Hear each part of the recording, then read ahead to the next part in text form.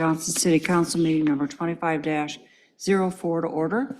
Cindy, roll call, please. Councilmember Cope. Here. Evans. Here. Martin. Here. Ready. Here. Brookhart. Here. I want to welcome everyone that is in the audience this evening.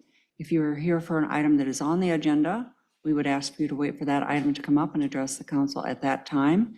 If you're here for an item that is not on the agenda, there will be an opportunity under public communications to speak to the council. The next item on the agenda is the Pledge of Allegiance, and I don't see any young people in our audience this evening. We had a bunch of them earlier, but Holly, would you mind leading us in the pledge?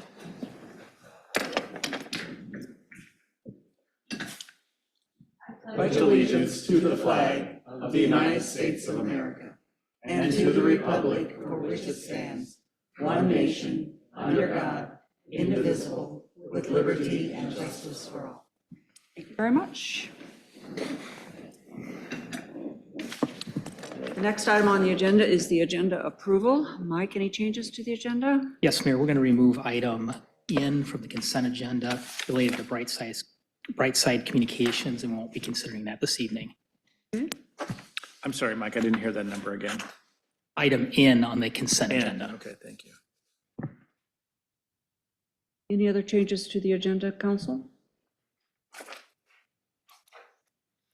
Seeing none, do we have a motion to approve the agenda? So moved. Second. A motion and a second discussion. Cindy, vote please. Councilmember Evans. Yes. Martin. Yes. Ready. Yes. Brookhart. Yes. Cope. Yes. Motion passed.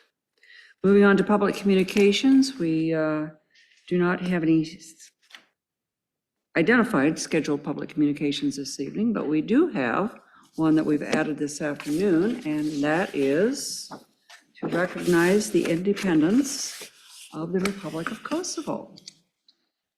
So I'll invite our friends from the consulate's office forward.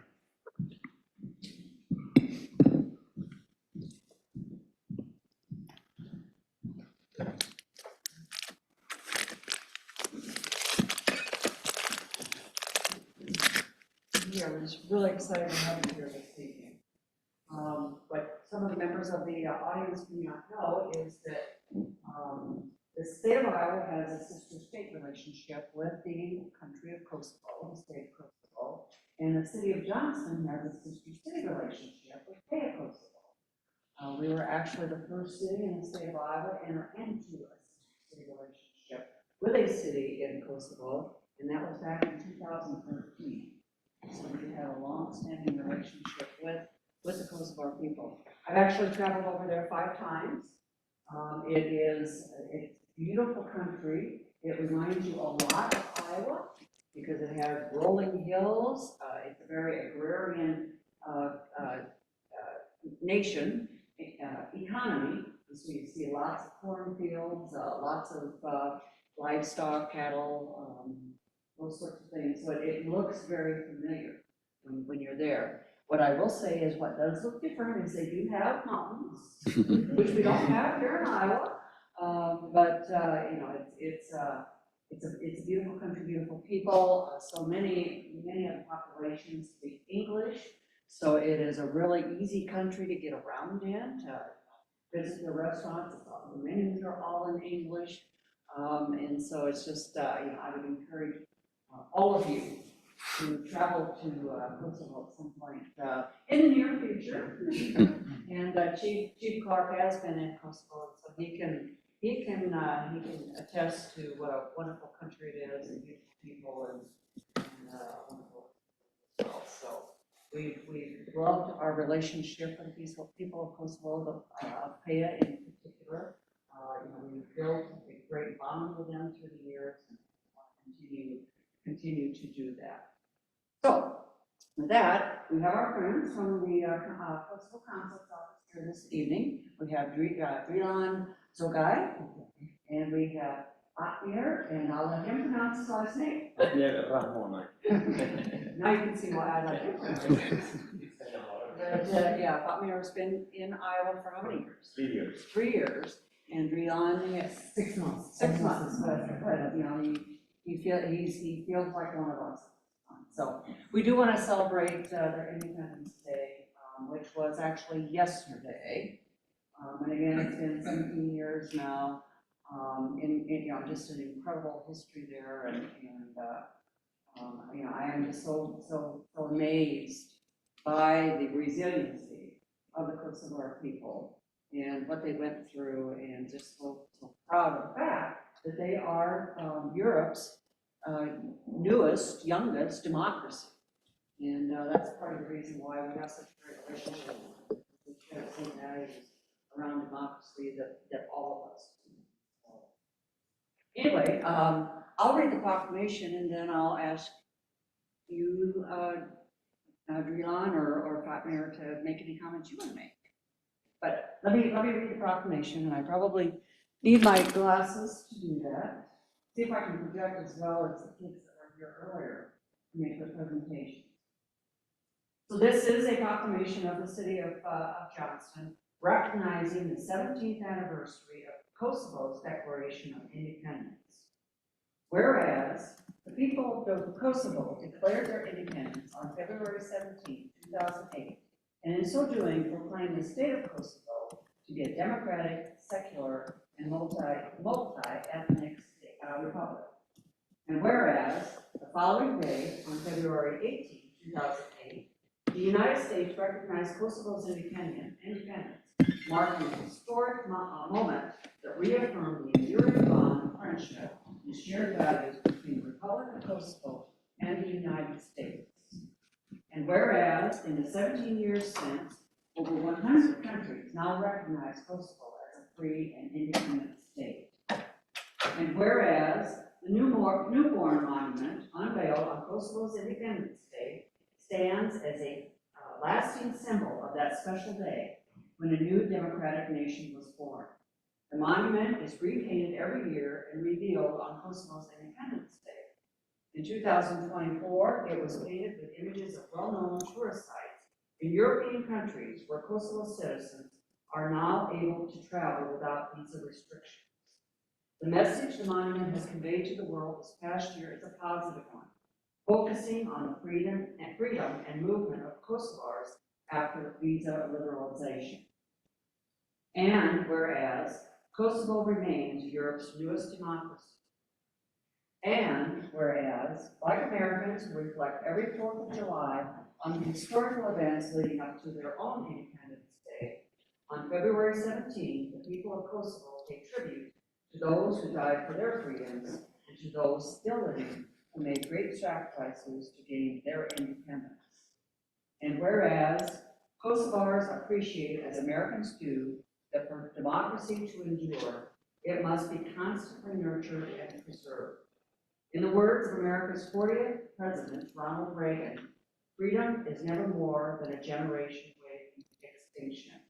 It must be fought for and protected, or one day we will tell our children what it once was like to be free.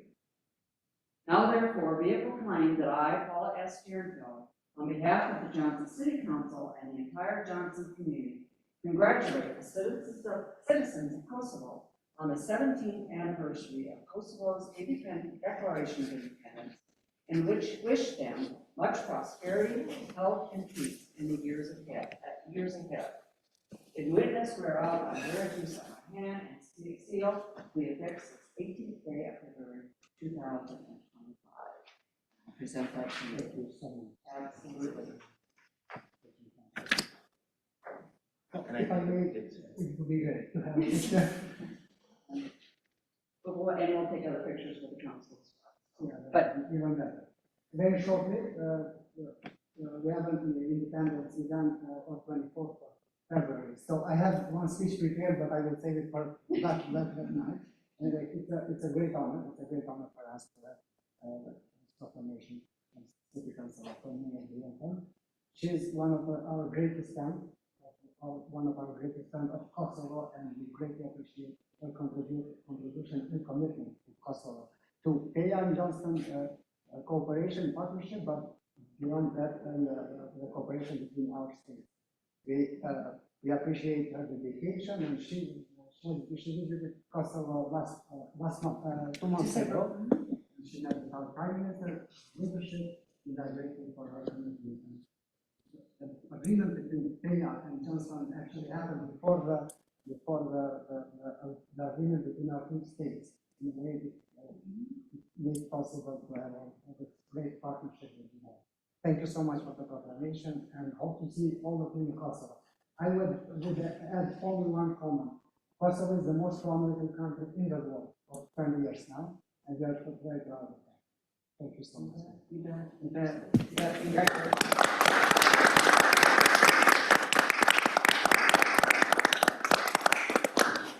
We have a picture with council. With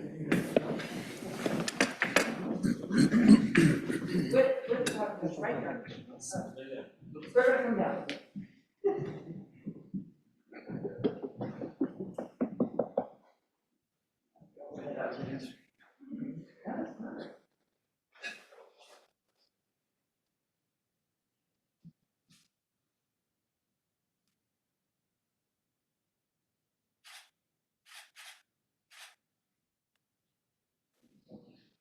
Thank you. Thank you. Thank you. Thank you.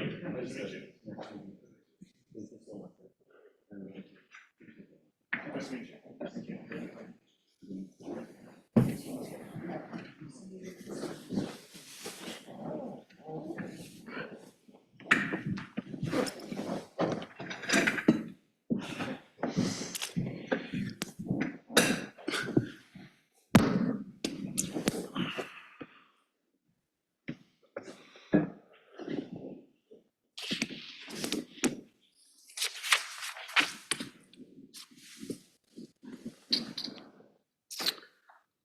Okay, we are still under public communications. Is there anyone in the audience that would like to address the council on an item that is not on the agenda? I don't have an agenda in front of me. I came here tonight to at least bring up the issue. Do you want to come forward and introduce yourself and give us your address, please? My name is Kevin Murray. I live in Ashton Point, which is 9433 Wickham Drive is my address. About a month ago, we experienced a coyote. We've had several coyotes in our backyard over the years, and we've noticed a lot more population coming up through our area. I back up to an old farmstead that was sold off for development about 20 years ago. We had a small dog that was taken by a coyote. We have video evidence and audio evidence that shows that. We've seen the population of coyotes in our area increase dramatically. I've seen them in the school that lives about 2 blocks away. The high school is, I've seen them run down the street there near the high school. I've seen them in our backyard. I've seen them elsewhere in the community. Obviously, we live very close to the Armory, and obviously presents itself that they're around. So we had a small dog that was taken. We have an HOA. The HOA doesn't have any prohibition for me to trap those coyotes in my area, in my backyard. I'm here really to just identify what the city's position is, because when I did some research, is that we don't have a coyote strategy here in Johnston. There is one in, I think in Urbandale and in West Des Moines, where there is some guidance for homeowners to be able to address these issues. I would like to be able to trap the coyotes in my backyard. And so I'd like to be able to do that. I understand that the council is considering a strategy. And so I'm here just to really identify what the council's position is and what I can do as a homeowner to address my problem, so. Well, thank you, Kevin, for being here this evening. I know that we've had some conversation with DNR about the issue and have looked at what other communities have done. I'm not sure what the status of all that is. He grabbed his mic, so I'm going to turn it over to Chief McDaniel to kind of talk about what they're going through in the process they're underway right now. Certainly. Yes, just to give you kind of a big picture view of things, we did have a meeting with the DNR, I think in the last 2 weeks. Our Parks Department, as well as the Police Department participated in that with several other metropolitan communities. And our Parks Department, we're essentially looking at kind of a two-pronged approach to things. You've got the public land and you've got the private property owners. So what we're working with Urbandale's program as a template on the public side of things, working with the Parks Department to try to narrow that down into a scope specific to Johnston.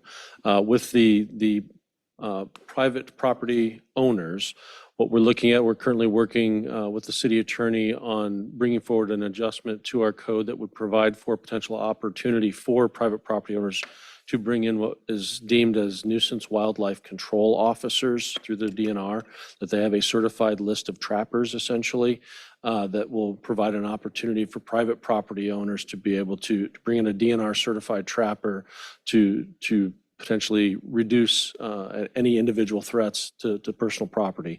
What it amounts to is there's several code revisions that have to go through the city council for that to happen.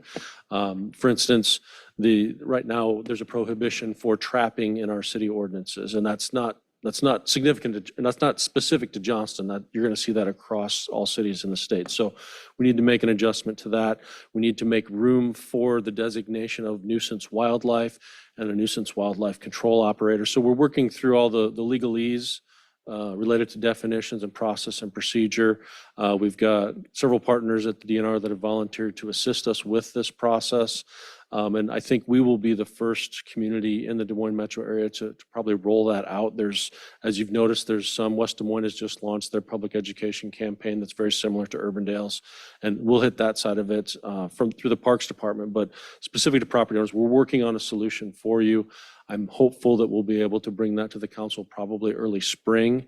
And with that, there'd have to be 3 readings to push that through at the council level to adopt those ordinance changes. But I assure you that we are very aware of your specific circumstance as a police department and some others that have happened throughout this community. And we're actively working on trying to create a structure that is able to be maintained in the long term, as we predict and DNR predicts that the coyote population is going to continue to increase. So we need to have good strategies in place. We're working on it. I'm a hunter, so I've been around. First time really in my community behind buying our home. And so I know there's been a lot of, it's not just us. We're not the only ones that have had this issue. And I know there's talk about, yeah, if you reduce one maybe come in and replace it. That may be true. But I think there's been some, I've talked to a trapper, I've talked to the DNR, I'm aware of what the rules are across the state of Iowa out in the rural areas. It's kind of open season for coyotes. Within the city limits, we have to kind of be within the rules of each city. And I know a number of cities have created a strategy, and ultimately homeowners just need to know what they're able to do. I am aware of a licensed trapper. I assume it would be at our cost personally to do that, which is fine, and I'm willing to move forward with that if I can get the city to agree to allow us to do that. So, yes, that's exactly the process. And there's working with the DNR right now. They have a kind of a prescriptive message and process for being certified as a wildlife control officer that those in the trapping community, I think, that are very familiar with that. So we'll hopefully have all those resources available in the next couple months to be able to push that information forward. And like I said, our objective is not to have the police department having to deal with this kind of issue on private property, but rather give the private property owner options and resources to be able to manage the issues on their own property. If it's something that would happen in public lands where we would identify a specific animal that was dangerous, then we would work with the DNR on the resolution of that matter on public land. But the hope is private land that you'll have, say, an opportunity to be able to manage the issues on your own. where I live on about an acre of land right in over in Ashton Point, and so there's a lot of opportunity. We have lots of wildlife that come through, and unfortunately there's ones that are a nuisance and becoming a nuisance, and I've seen them as close to the high school and close to public areas. We now have to recognize there is an issue. And I'm sure you may already know this, but with this time of year, this is essentially mating season for coyotes. You're going to have pups being born in the next couple months. And so you're going to see probably a lot more activity with those coyotes in areas where those pups have been born, escorting and things of that nature. It's not uncommon for us in the springtime to get calls to Terra Park of individuals walking along the path with a small dog or an animal like that, that a coyote will shadow that individual for a period of time. So we're working to make sure that we've got viable options for you as a property owner. And I would hope that probably May, maybe even April, we'll be in a position to start that first reading of the ordinance with the council to try to bring resolution to it.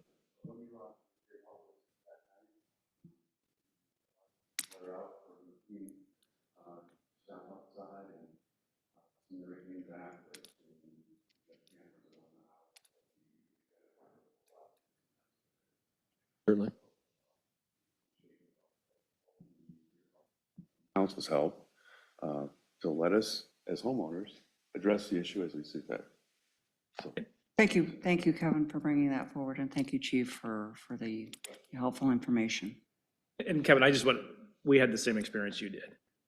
Last year, Saturday night, I think it was Friday night, we went to see the Johnson High School girls play and win the state championship in basketball. And then later on the Saturday morning, we let our dog out, and the dog never came back. So went through the exact same experience you did.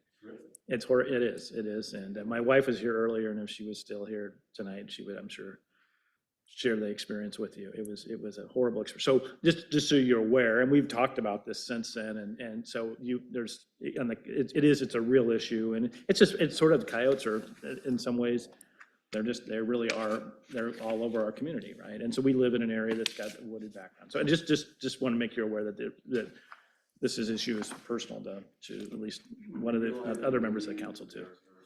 Some degree with the development here, but there are other places for them to live. Yeah. And you can make a difference.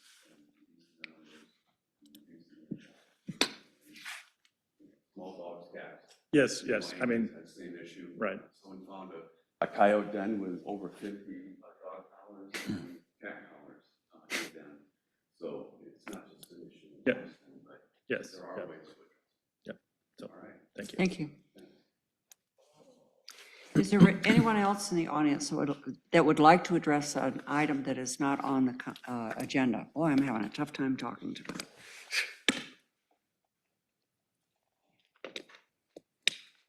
If not, we'll move on to public hearings. First public hearing is to conduct a public hearing and consider resolution number 25-47, approving and authorizing execution of a development agreement by and between the City of Johnson and Homes by Advantage LLC. And we'll open this public hearing at 7:24. Mayor and Council, this agreement with Homes by Advantage LLC, owned by Mark Bradley, is for a new project located at 5950 Northwest Beaver Drive in our East Central Urban Renewal area. The project was previously reviewed by the Economic Development Ad Hoc Committee and received a favorable opinion last year. The development agreement before you tonight has been prepared in consultation with our legal counsel over the course of the last several months. The developer did agree to modify the architecture to incorporate greater amounts of high-quality materials above and beyond what we require by city code, and to ensure that a portion of each bay in the development will be built out as finished office space, not just warehouse. This development agreement is in conformance with our typical 5-year 50% rebate schedule, and the city's also entered into other development agreements with this developer, who now has an established track record of successfully completing their projects. Some main highlights for you include the construction of a 20,000 square foot building requiring a total investment of approximately $2.4 million for construction. The building itself will consist of 6 to 8 individual bays that will be individually deeded and sold as condo units for 2 separate business owners. Building tenants and buyers agree to create and retain a minimum of 16 jobs for the duration of this 5-year certification period. And as I said before, it's for a 5-year period with a 50% TIF rebate schedule in a maximum amount of $200,000. Staff is recommending approval, and I'm happy to answer any questions. Council have any questions? I do, Mayor. Just for clarification's sake, we're engaging in a development agreement with the developer who's building these. Is it the developer then I mean, is it the developer then who is responsible for paying the taxes on these? How does that work when those condos or they're condoized and sold individually? That's a real interesting question, one we had to kind of work through with legal counsel, which is why this one was a little bit different than our standard ones. The rebates will go to the initial developer, which is Homes by Advantage LLC, but the individual condo units, we structure the development agreement in a way that the property tax payment would rely on them, and if they did not pay their property taxes, the incentive would not go to the original developer. Hopefully that answered your question. It does indeed. Thank you. Any other questions, council? This is a public hearing on this item. Is there anyone in the audience that would like to address the council? Seeing none, we'll close the public hearing at 7:27. Do we have a motion to approve resolution number 25-47? So moved. Second. We have a motion and a second. Discussion? Cindy, vote please. Councilmember Martin, Yes. Ready, Yes. Burkhart, Yes. Cope, Yes. Evans. Yes. Motion passed. Item 4B, conduct a continued public hearing and consider approval of first reading of ordinance number 1133, an official zoning map amendment to rezone 6.36 acres from R175 medium lot residential to R175 medium lot residential with A through K animal keeping overlay. The applicants have requested this public hearing to be continued until the March 3rd, 2025 Johnson City Council meeting. Mayor and council, as noted on the agenda item title, this applicant has requested that this agenda item again be continued to the following meeting, March 3rd. I would just note that we did receive that request far enough in advance this time that we were able to send an updated direct mail notice to our original direct mail owner notice, letting them know that that was the case.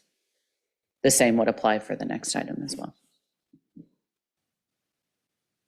So do we need a motion to continue this, or? Yes, you should continue the public hearing and not close.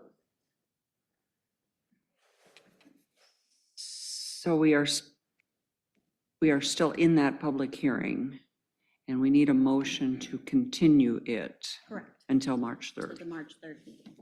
Do we have such a motion? So moved. Second. We have a motion and a second. Discussion? Cindy, vote please. Councilmember Ready, Yes. Burkhart, Yes. Cope, Yes. Evans, Yes. Martin. Yes. Motion passed. Item 4C, conduct a continued public hearing and consider approval of the first reading of ordinance number 1134, an official zoning map amendment to rezone 4.8 acres from R1 75 medium lot residential district to R2 low density mixed residential district. The applicants have requested this public hearing to be continued until the March 3rd, 2025 Johnson City Council meeting. Council, same comments as before. We received a request from the applicant to continue to March 3rd. And again, we were able this time to send out notices indicating as much to the direct mail property owners. So do we have a motion to continue this one till March 3rd? So moved. Second. We have a motion and a second. Discussion? Cindy, vote please. Councilmember Burkhart, Yes. Cope, Yes. Evans, Yes. Martin, Yes. Ready. Yes. Motion passed. Item 4D, conduct a public hearing on the issuance of not to exceed $2,750,000 general obligation bonds. Consider resolution number 25-58, instituting proceedings to take additional action for the issuance of not to exceed $2,750,000 general obligation bonds. We'll open this public hearing at 7:30. Mayor and council, this is the first of 3 public hearings tonight on funding our CIP for next year. Our total estimated bond issuance is going to be at $13,150,000. This is to take action on the essential corporate purpose section of the bond for $2,750,000. This will cover Lou Clarkson dugout, 78th Avenue Trail connection, Foxborough Trail reconstruction, 63% of a rescue fire engine, station alerting equipment at stations 38 and 39, and the pavement management project as well, and then projects 1 and 2, street reconstruction for the East Emerald Hay road projects. I'd be happy to answer any questions. Also have any questions for Sarah? I do quickly. Yes. The first sentence says the debt issuance is going to be more than the amount of the debt the city pay off in 24. Can you Correct. please elaborate that, please? Say that again? Can you elaborate what that means for me? So our estimated full amount of issuance is going to be $13,150,000 for, that we will issue in July of '25. The amount of principal that we'll be paying off in debt in June of '25 is only is $11,297,000. So essentially, we'll be taking out more debt next year than what we'll be paying off in bonds.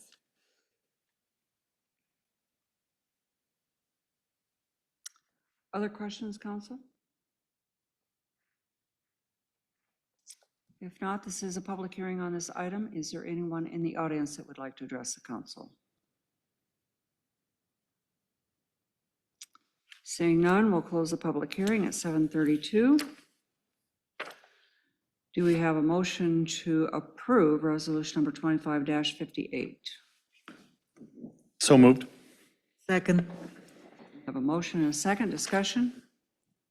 Cindy, vote please. Councilmember Cope, Yes. Evans, Yes. Martin, Yes. Ready, Yes. Burkhart. Yes. Motion passed. Item 4E, conduct a public hearing on the issuance of not to exceed $900,000 general obligation bonds. Consider resolution number 25-59, instituting proceedings to take additional action for the issuance of not to exceed $900,000 general obligation bonds, GCP 2. Mayor and Council, this. We'll open this oh, public hearing at 7:33. I saw Cindy's arm start to raise.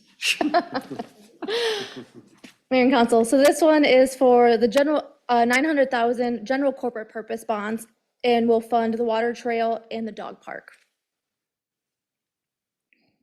Council have any questions? Yes, Mayor.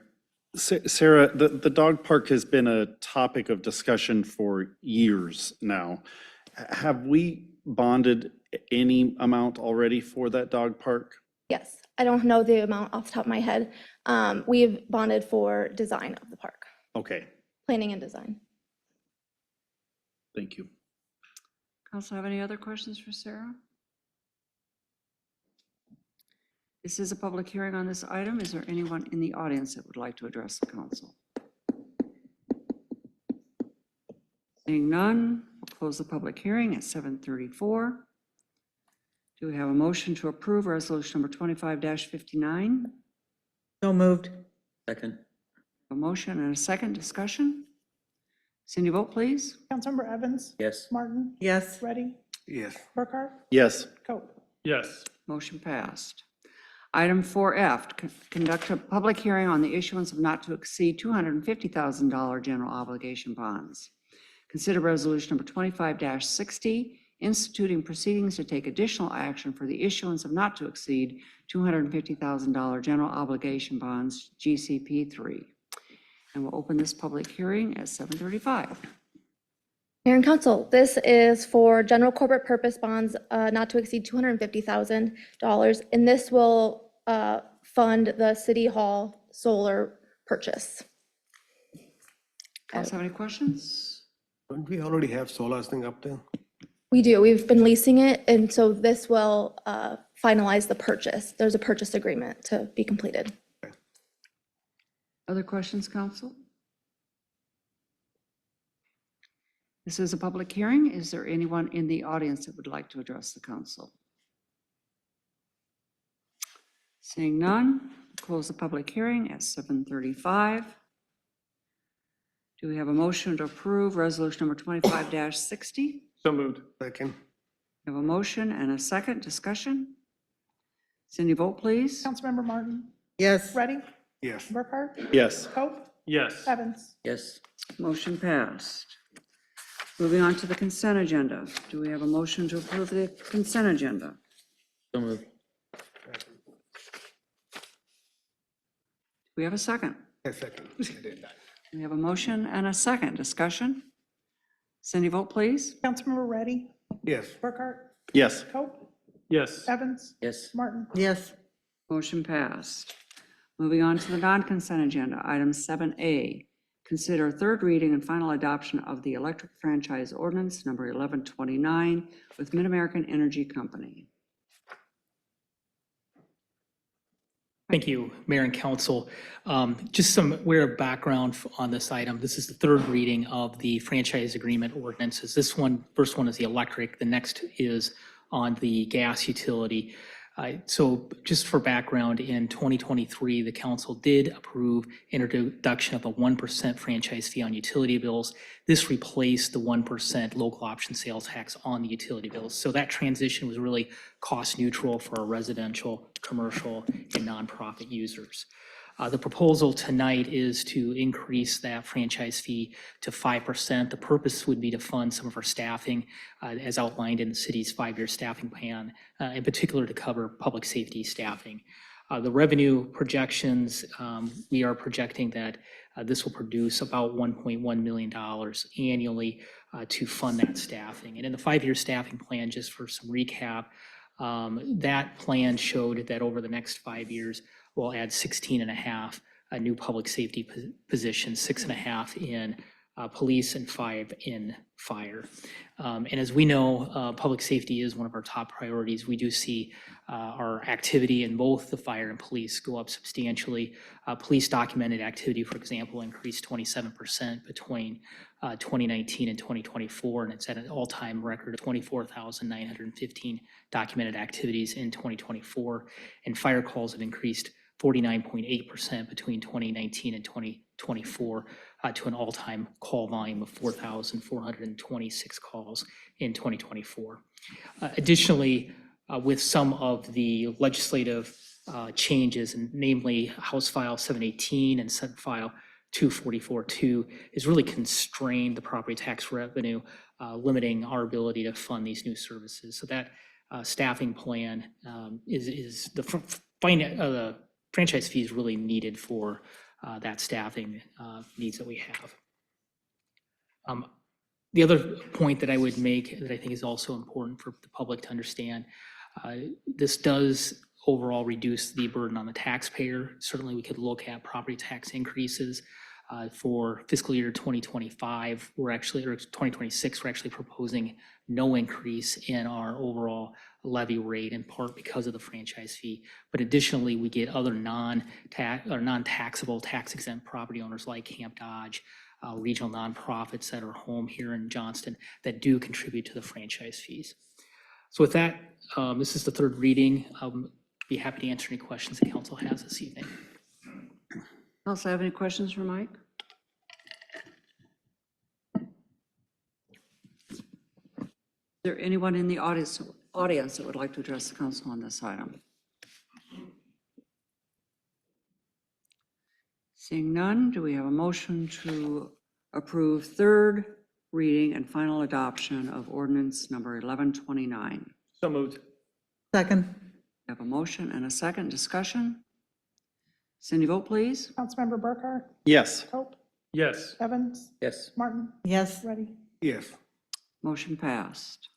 Item 7B, consider third reading and possible adoption of gas franchise ordinance number 1130 with Mid-American Energy Company. Mike. I guess I don't have anything else to add. If there's any questions, we'd be happy to answer them. Else have any questions for Mike? Is there anyone in the audience that would like to address council on this item? None? We have a motion to approve third reading and final adoption of ordinance number 1130. So moved. Second. We have a motion and a second. Discussion? Cindy, vote please. Councilmember Coe? Yes. Evans? Yes. Martin? Yes. Ready? Yes. Burkhart? Yes. Motion passed. Item 7C, consider approval of second reading of ordinance number 1131, an official zoning map amendment to rezone 3.7 acres from E1 Office Employment District to E2 General Employment District.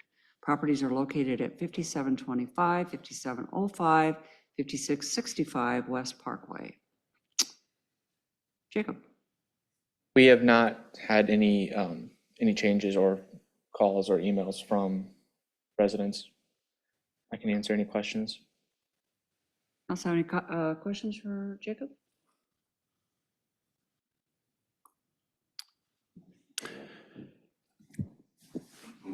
Is there anyone in the audience that would like to address the council on this item? Seeing none, do we have a motion to approve second reading of ordinance number 1131? So moved. Second. Motion and a second, discussion? Cindy, vote please. Councilmember Evans? Yes. Martin? Yes. Ready? Yes. Burkhart? No. Pope? Yes. Motion passed. Item 7D, consider approval of second reading of ordinance number 1132, an official zoning map amendment to rezone 10.03 acres from AR Agricultural Reserve District and R1 100 large lot residential to R1 75 medium lot residential district with AK animal keeping overlay. Jacob? Again, no phone calls or emails from residents. We did get the application in for the preliminary plot, which was the reasoning for the rezoning. So that is the only. Council, have any questions for Jacob? Seeing none, is there anyone in the audience that would like to address the council on this item? Seeing none, do we have a motion to approve second reading of ordinance number 1132? So moved. Second. We have a motion and a second, discussion. Cindy, vote please. Councilmember Martin? Yes. Ready? Yes. Burkhart? Yes. Pope? Yes. Evans? Yes. Motion passed. Item 7E, approval of resolution number 25-50, approving the site plan for 8700 Thomas Avenue.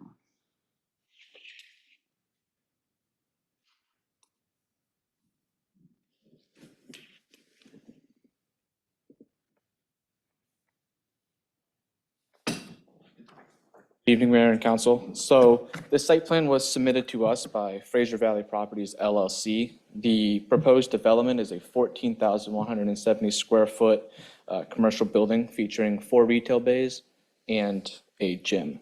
A little history on the property.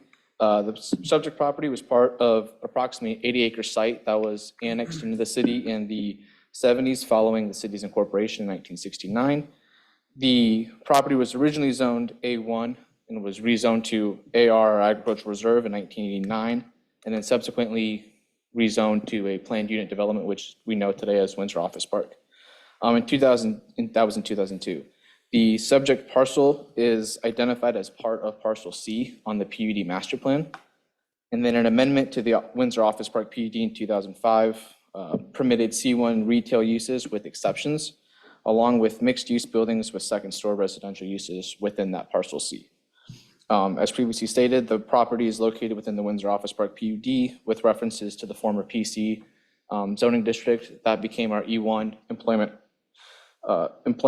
Office Employment District with the 2003 code update. The PUD also allows for those uses in the C1 district with specific exceptions such as no auto parts stores, liquor stores, pet shops, and standalone big box retail are prohibited. The bulk regulations for the site are rear and front setbacks of 50 feet, side setback of 20 feet, minimum lot area of 20,000 square feet, and the minimum lot width of 100 square feet. The site meets all the proposed bulk regulations. Currently, there are no trees on the property that exceed that 6-inch caliper or greater. No trees are planned to be removed, and any trees that will be preserved with the 60-foot or not 60% of the critical root zone. The total property area is 72,050 square feet, with the requirement to dedicate 30% of that to open space, so 21,265 feet.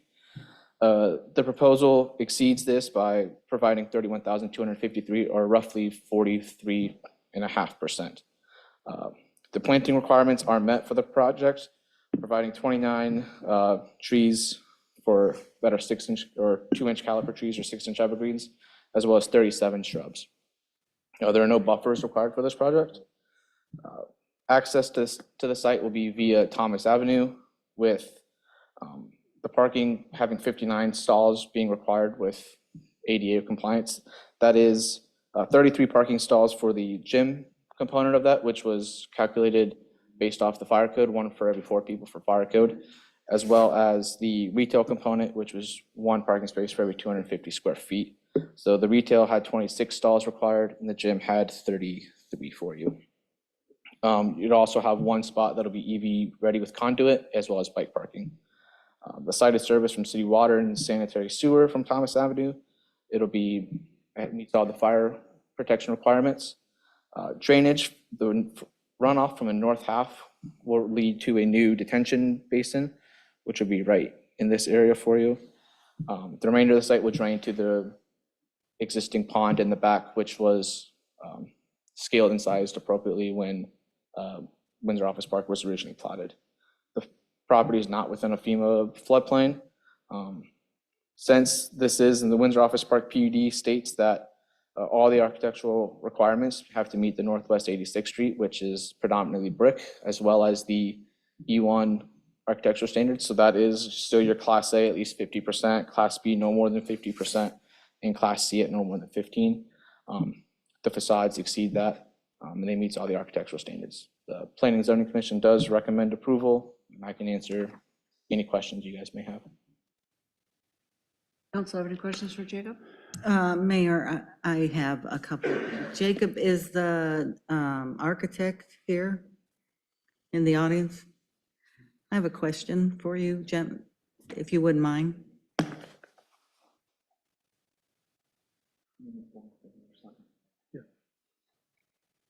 Curtin Guard, architect with Studio Melee. So just it's a kind of a minor question, but it's a concern for me. In the site plan, I don't see any detectable warning panels when a sidewalk is crossing or is intersecting with a driveway, except for the ones that are along the main road. You don't have any detectable warning panels on the interior of your parking lot? Civil engineer. I'm just wondering if, I don't know that it's spelled out in the ADA that is needed, but it is something that I've seen a lot of site plans include, those detectable warning panels for any accessible ramp within a parking lot. Good evening. My name is Rick Baumhofer, engineer with Bishop Engineering, 3501 104th Street, representing this project.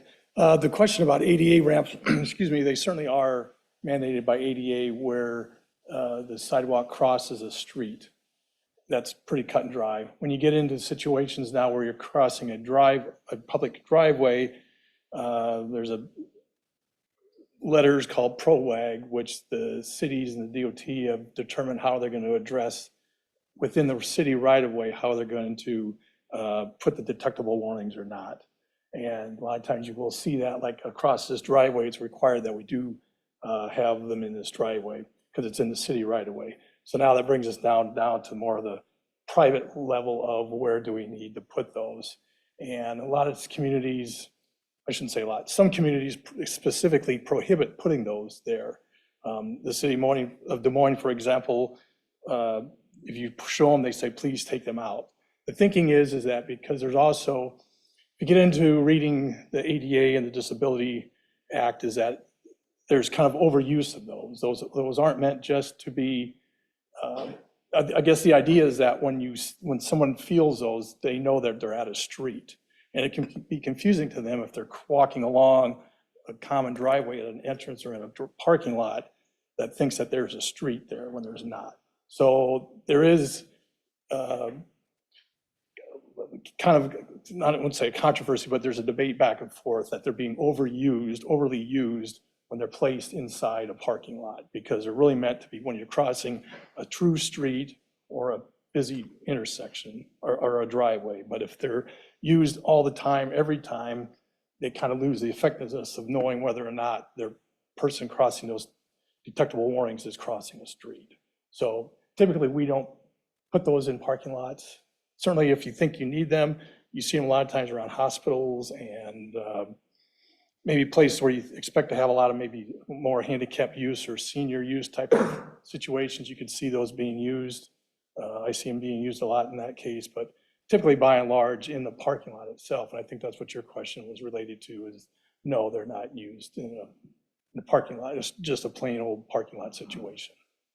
Thank you for your explanation. I had not heard that perspective before. I work up at Iowa State University for the campus facilities. And we err on the side of adding them because you never know when a new update to the ADA could come along and then it would be required and then it would be not compliant. I appreciate your point of view, and I do have some people I can talk to up at Iowa State about it, so. Yeah, so you can I've kind of done a little research on that too. If you kind of Google into when to use those, you'll kind of see the debate about there's an overuse of them and what's the real purpose of them, and so. Right. Thanks for that explanation. Appreciate it. You're welcome. That's all I had, Mayor. Councilmember Burkhart. I do have a question, and I don't know if it's for the two individuals who are up at the podium now or Jacob yourself, but you did mention at the close of your presentation, Jacob, that a portion of the runoff will go to the pond behind and that it was sized appropriately. My concern comes, we had a council meeting, and I don't expect anyone else to recall this, but on June 4th of 2024, where we had a significant amount of rain. And as I headed back toward home at 10 p.m. that night, I couldn't pass through one of the lanes of 86th Street because it was full of water. And as I then followed the stream of water up, it was because of that pond that is in reference was overflowing. And so my question is, how do those ponds have to be designed? In other words, I know that is not the type of rainfall we usually get, but how do we measure what is adequate for a pond? Because that was clearly without any kind of pavement in the parcel that we're talking about now. And so consequently, I'm a little worried that if we add more runoff toward that, we'd get more closures on our public roadways in the future. I'll take a stab at that. I don't know the exact circumstances of that experience, but obviously you saw that and water was running. I can say that over the course of years, the way these ponds are designed has changed as far as their capacity and their volumes. And even runoff of rain has changed from, I've been doing this now 30 years or 20 years with site plans, and the runoff rates that we use to calculate and size these ponds has changed at least 3 times, getting larger as we go through time. As was mentioned, this pond was developed and this site plan was prepared in the late 80s, I believe, yes. You mentioned. And so the way we size those ponds has also changed over time. There's many other developments in the city of Johnson where older methods were used to calculate the size of the basins. If we were to use the current basin designs that were actually required before the legislature changed things back last year, the ponds now would be larger than they are today. So perhaps this pond was sized with lower runoff rates and with a different methodology of how to size that. Well, that's kind of about the only thing I can add without knowing exactly what you saw here. I think your question was about how do we size these? Well, there's standard ways and methods of doing that, and that had been done here. But have you looked at that pond or did you analyze the capacity of that pond at all in your analysis of this parcel? No, we did not. We weren't required to re-engineer or re-evaluate the pond because it had already been built and accepted as part of this subdivision. Okay. Yes, we haven't been required to go back in time and resize detention basins that were done, many years ago under different methods and procedures every time a lot gets developed. I mean, if the rules change tomorrow, the empty lots here are expected to still be able to use the ponds as they were designed with the previous calculations. I guess that's just kind of the standard means of how things are done. We don't go back and resize. If we were going back and resizing them all the time, it would be very difficult to come back in and change the size of this basin when it's already been there and people have already developed around it. So in some sense, the way it gets designed is a way that then it carries forward and lives with. And maybe I'm over speaking. I should let the city engineer or let the city staff comment on that, but that's been my experience of how this works over time. Is it presumed, one more question, and then whoever wants to take this on again for further explanation. Is it presumed that those types of ponds, regardless of their design, need continual maintenance to make sure that they're effective in that regard? Yes, it'd be no different than if you built this and then you came in and you poured a bunch of dirt in it, then it doesn't hold its purpose. So whenever we have a detention pond or something, normally we have our stormwater calcs. We send those to, like I sent them to Rick, so he knows, and then FOF, when they do their reviews, they review all the calcs and everything as well. So for instance, if the site under detained and there was more water running off, FOF normally catches that, we catch that, Rick catches that, and we adjust that. That could lead to resizing the basin if that's the route they want to go to. It could lead to kind of how we have here with the building of the detention in the northeast corner to help with that. There's a lot of various ways to do it, but yes, it'd be no different than anything else. It'd have to be maintained. All right, thank you.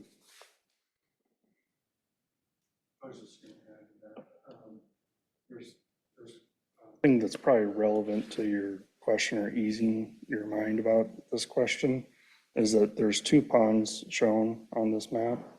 There's the one on the right our lot is in red. There's one on the left west of us. That one's a little uphill. That one, we learned from survey, the northeast corner of it was low. And so the water, when it fills up, would not take the riprap east and continue on, it would flow north.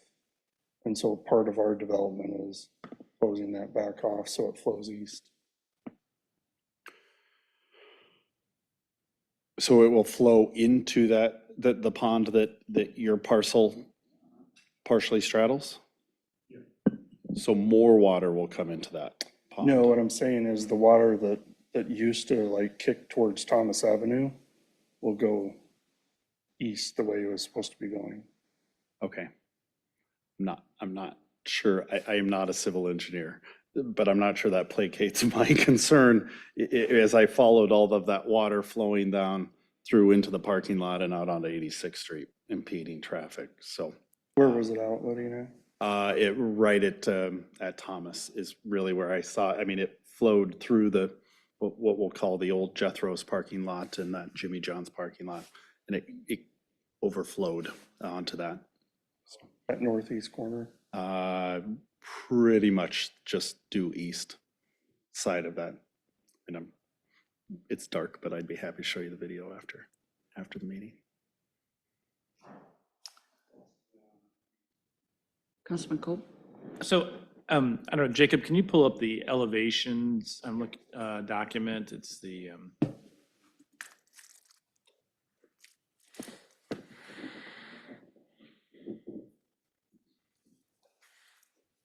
yep, that one right there. So I'm just trying to get sort of a visualization. So is this the top one,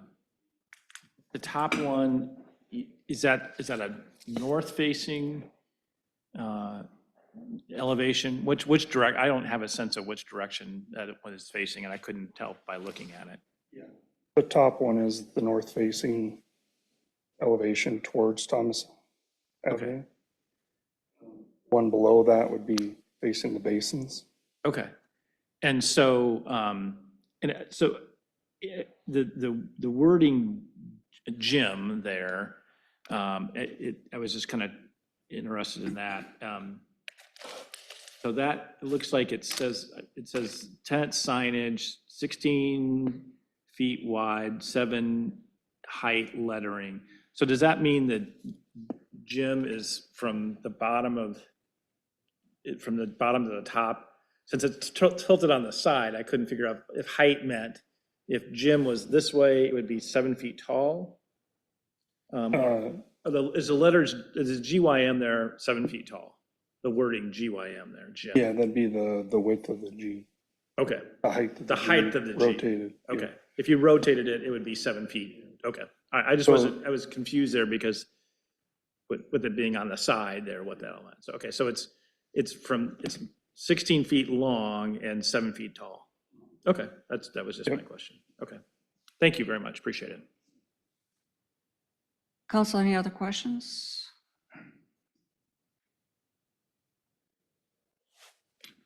Seeing none. Jacob, anything further? Mentioned that for the ponds, there is a stormwater pipe that runs so that Councilmember Burkhardt, that water shouldn't just run and stand in there. There is a pipe that right around this location that directs that to the greenway across 86th Street for you. We may want to check that. I know it was a special occasion rate, so. That's the things to know. In the staff report, which of these sort of documents walks through kind of stormwater flow and directions that, that I know there was a mention of a detention pond or some sort of detention on the north side of the property. I'm just looking for that in the, if that's in the staff, in the. Should be in the big packet. If that is not, then Oh, that okay, is. I think I see it. So there's a detention basin in kind of the northeast corner of the property, is that right? Yes, that is, that they are constructing. Okay, Yes. all right. And what percentage of the flow from the property will go to that basin? Correct me, but it's roughly the north half of that lot. Yeah. Okay, great, thank you. Any other questions or comments?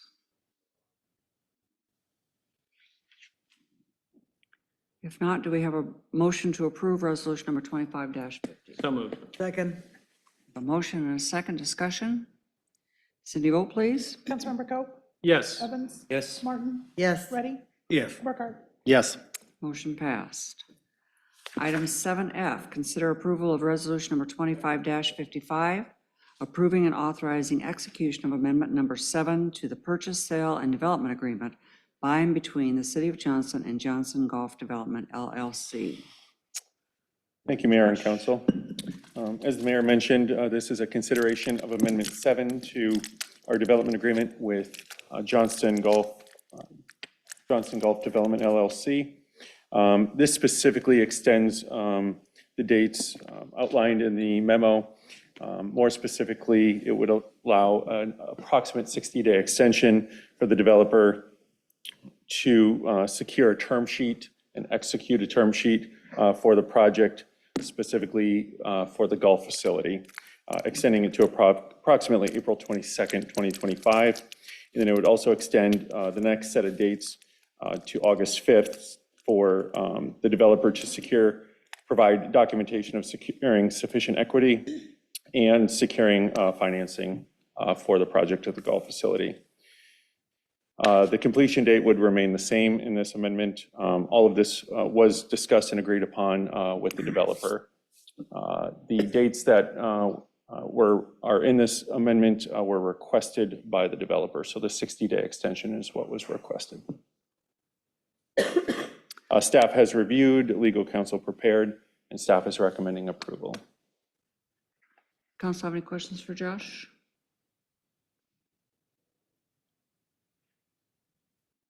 A representative of the developer is here if you had any questions. Questions, Council? Seeing none, do we have a motion to approve resolution number 25-55? So moved. Second. We have a motion and a second. Discussion? Cindy, vote please. Councilmember Evans? Yes. Martin? Yes. Ready? Yes. Brooker? Yes. Coe? Yes. Motion passed. Item 7G, consider approval of claims in the amount of $1,242,632.36. Move approval. Second. We have a motion and a second. Discussion? Cindy, vote please. Councilmember Martin? Yes. Ready? Yes. Brooker? Yes. Coe? Yes. Evans? Yes. Motion passed. We've already taken up city council or city administrator comments. Anything further there from staff? City council comments, we've covered those. Is there anything else to come before the council this evening? Not, we are adjourned. Thank you.